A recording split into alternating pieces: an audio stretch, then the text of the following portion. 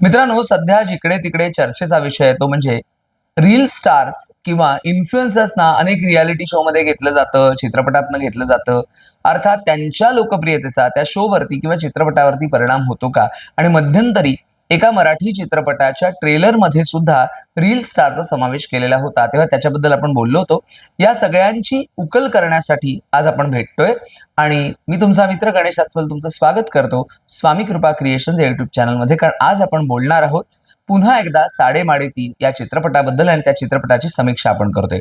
तर सुरुवात आपण त्याच मुद्द्यापासून करूया. चित्रपटाच्या ट्रेलरमध्ये काही रील स्टार्स दाखवलेले होते आणि ते रील स्टार्स आहेतच या चित्रपटात, पण ते एका सीन पुरते केवळ आहेत.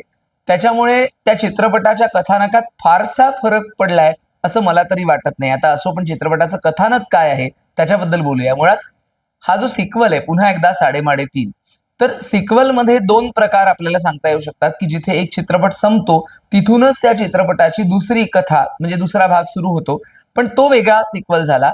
आत्ता जो आहे पुन्हा एकदा साडेमाडे 3, त्याची जी पहिल्या भागाची कथा होती ती एका ठिकाणी समाप्त झालेली होती आणि मग सिक्वलची गरज आहे का वगैरे असे अनेक जण म्हणत होते. पण हा जो सिक्वल आहे ना, हा स्पिरिच्युअल सिक्वल या कॅटेगरीतला सिक्वल आहे आणि त्यामध्ये पुन्हा एकदा साडेमाडे 3 मध्ये कुरळे ब्रदर्सच्या आयुष्यातली एक पूर्णपणे नवीन कथा आपल्याला बघायला मिळते.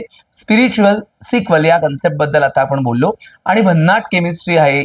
मकरंद अनासपुरे आणि सिद्धार्थ जाधव, भरत जाधव आणि अर्थात आपल्या सर्वांचे आदराचे स्थान असणारे अशोक मामा या चौघांनी कमाल केलेली आहे. पूर्णपणे वेगळं कथानक आपल्याला चित्रपटात बघायला मिळतं.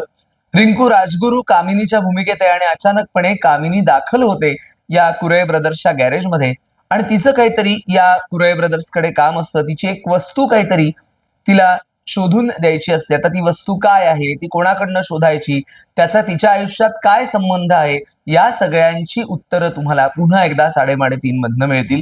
आता ते जर मी सांगून टाकलं तर मग काय म्हणजे मजाच राहणार नाही, नाही का? त्यामुळे त्यासाठी तुम्हाला हा चित्रपट बघावाच लागेल.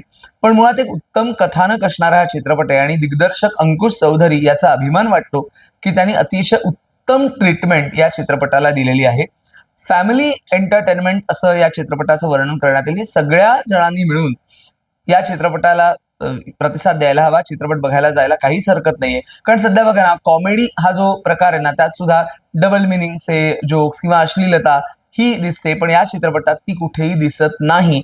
हे मला इथे नमूद करावं असं वाटतं. बॅकग्राऊंड स्कोअर सुद्धा उत्तम झालेला आहे आणि मुख्य म्हणजे आपण म्हणतो ना की अशोक मामांची जी एनर्जी आहे या वयात ती किती कमाल आहे. आपल्याला त्यांच्याकडनं खूप काही शिकता येण्यासारखं आहे. सिद्धार्थ जाधवचा एक वेगळाच लुक आपल्याला या चित्रपटातनं बघायला मिळतो. त्याचप्रमाणे भरत जाधव आणि मकरंद अनासपुरे यांची जी डायलॉग डिलिव्हरी आहे, संवाद फेक जी आहे, ती त्या दोन भावांची संवाद फेक कमाल आहे. संकेत पाठक आणि समृद्धी केळकर यांच्या भूमिका या चित्रपटात आहेत. एक थोडंसं खटकतं की काही ठिकाणी म्हणजे समृद्धी केळकर यांच्यासाठी जो डबिंग व्हॉइस वापरलेला आहे तो मला कुठेतरी खटकला. म्हणजे समृद्धी केळकर यांचा मूळ आवाज वेगळा आहे आणि ते डबिंग जे केलेलं आहे ते थोडंसं खटकलं, पण हरकत नाही, त्या मुद्द्याकडे दुर्लक्ष करू शकतो आपण. मिलिंद फाटक यांची सुद्धा छोटीशी भूमिका चित्रपटात आहे आणि एडिटिंग सुद्धा चांगलं झालेलं आहे. संजय नार्वेकर हे मांत्रिकाच्या भूमिकेत आहेत. आता तुम्ही मांत्रिकाचा काय संबंध आहे या चित्रपटात?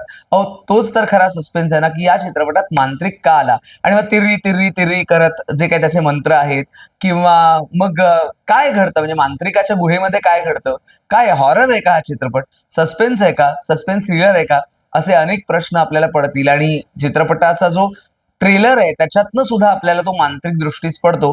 पण या मांत्रिकाची नेमकी भूमिका काय आहे, ते कथानक पुढे कसं जातं आणि मग सिद्धार्थ जाधव नेमकं काय करतो त्या कथानकात, तो बाबा तपस्वीच्या भूमिकेत का जातो, हे सगळं तुम्हाला या चित्रपटातनं उलगडणार आहे. पुन्हा एकदा अंकुश चौधरी यांचं अभिनंदन करायला हवं दिग्दर्शकाच्या भूमिकेतनं आणि सर्वांनी बघायला पाहिजे आपल्याला हा चित्रपट. पुन्हा एकदा साडेमाडे 3 पुन्हा पुन्हा बघावा असा चित्रपट आहे असं म्हणायला हरकत नाही.